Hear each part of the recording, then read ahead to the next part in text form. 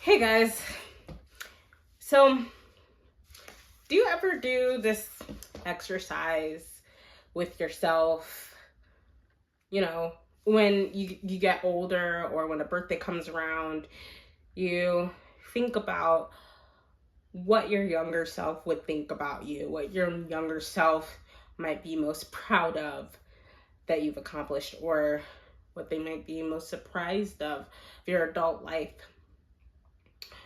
And I do that exercise. And I think that my younger self would be proud that I moved out of my mom's house and that I'm in a happy, loving relationship. I think that my younger self might be most surprised that I don't have a job and I haven't finished any of my post-secondary education. But that will change coming soon. I told you guys previously in another video that things are fine and my old man isn't necessarily, pressuring me to get a job or saying that I need one. But I am going to have to get a job to save for school because I want to go back to school. And I don't want to do the student loan route or take the student loan route. I've seen some people, especially my mom, take the student loan route. Well, I've more seen the ramifications because I was way too young to really ever notice. But I don't want to take student loans.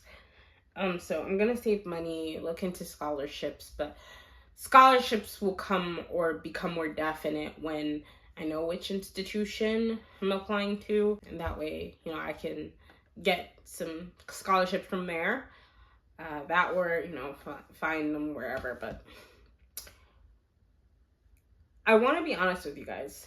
I want to be honest, candid, and forthcoming about my anxiety relating to school. Because I was never a bad kid. I was never a bad student. I made the best grades that I could. I did my work diligently, didn't half-ass anything. And so good grades and doing well in school or even excelling wasn't unfamiliar to me and isn't unfamiliar to me. So, come college, I do great the first semester, made the dean's list, everything.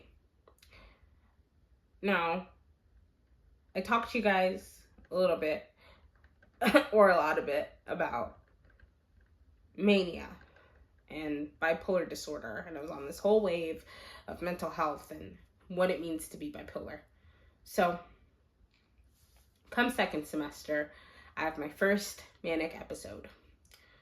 And with all of the details that I've shared with you about bipolar disorder and the impulsivities and the recklessness and the delusions of grandeur, the racing thoughts, the restlessness, all of that was happening. And with all of that happening, I decided that I just wanted to drop out of all of my classes, maybe keep one or two that I like, the one or two classes that I enjoyed that I thought would get me where I wanted to be at that point in this mania. So at that point in the semester, I couldn't drop all of my classes. It was too late.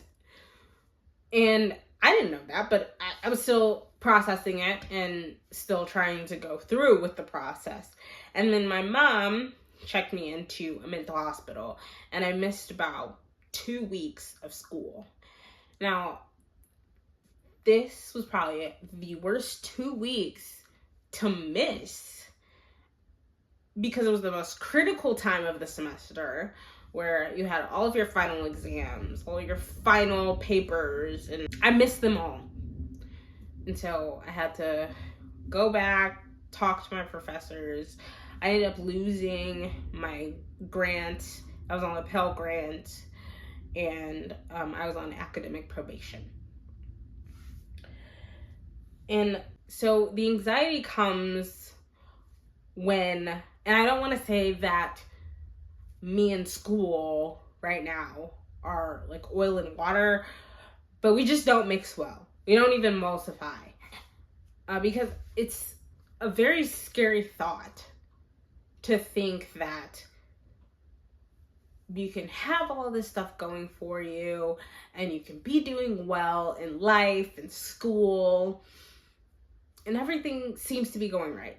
And then just like that, the rug is pulled out from under you and you're at ground zero, square one, not even knowing where to start.